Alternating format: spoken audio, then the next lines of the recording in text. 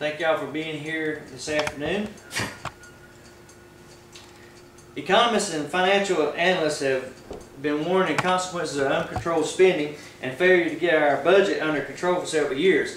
Will we heed their advice? What will happen if the government doesn't get fiscal spending under control? All of us have, in the past few weeks and even the past year or so, have seen the effects of what all of this spending and debt has done for our economy. When you go out and buy gas, groceries, or what have you. America is headed for a financial disaster, but you and I can do something about it.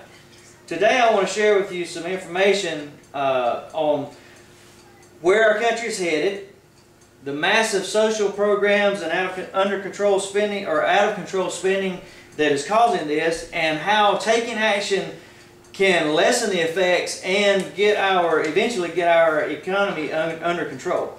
I want to start off by introducing a term to you today that probably most of you haven't heard of before. It's called reserve currency. Reserve currency, according to the Investopedia.com website, is a foreign currency held by central banks and other major financial institutions as a means to pay off international debt obligations or to influence their domestic exchange rate. A large percentage of commodities such as gold and oil are usually priced in the reserve currency, causing other countries to hold this currency to pay these goods. As of right now, the US dollar is the reserve currency of the world. That is what's keeping us going in our economy, despite the massive debt that we have right now and the deficit. But according to an article in the Wall Street Journal with Warren Buffett, he says that is not going to be the norm for very long. That we're headed on a fast track of losing our status as the reserve currency. Also, in an article in CNBC on Squawk Box, Sam Zell, who is a billionaire investor, he says that if US dollar loses its status as the world's reserve currency, America could see as much as a 25% or more reduction in our standard of living. What has gotten us here? It's massive social programs and uncontrolled spending. Just look at Social Security, for instance. In 1935, it was signed into law. It was originally signed as a supplement to retirement. In 1939, there was an addition made that added spouses and surviving beneficiaries should one die. Also in 1956, there was additions made to include disability benefits. This all comes from the Social Security Administration website on SSA.gov. The government's first attempt at health care, enacted in 1966, the Medicare law, that has been a massive behemoth of a debt creator. And according to an article by Paul Ryan in Business Insider, as of March 2010, Medicare has a projection of being $38 trillion short.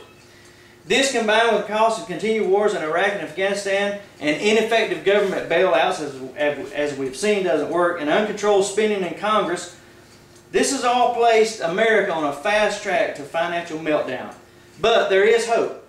Taking action now can lessen the effects and eventually turn our economy around. First of all, we need to cut budgets.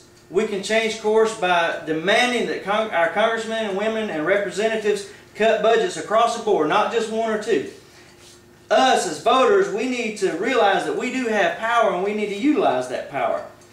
As quoted from the Stansberry and Associates Digest, Porter Stansberry says that we need to put controls on spending.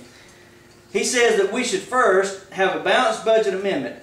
Politicians ought not have the right to burden future Americans with debt, and second, that we need a constitutional amendment that ensures sound money, which means that our money would be backed by something like gold or silver.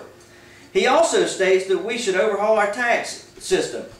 We should make our tax fair. He says that every adult under the age of 65 should pay 20% of their income. We should start off with a $24,000 exemption for every tax-paying adult, and then whatever's left over, pay 20% of that. That would make it fair, and it would virtually eliminate the IRS. So we need to take action now to stop this downward spiral. We need to demand that the President and Congress cut government budgets across the board. We need to demand that they balance the budget and put controls on spending. We need to demand that they implement a fair tax system that would include every adult under the age of 65. So in summary today, we've learned that America is on a financial spiral down. Current out-of-control spending, huge social programs, and pre-existing spending have created this dilemma. But we as citizens of the United States can stop the chaos. What we need to do to prevent this impending disaster is to challenge you to start contacting Washington daily and to demand that they stop this reckless behavior now. Thank you.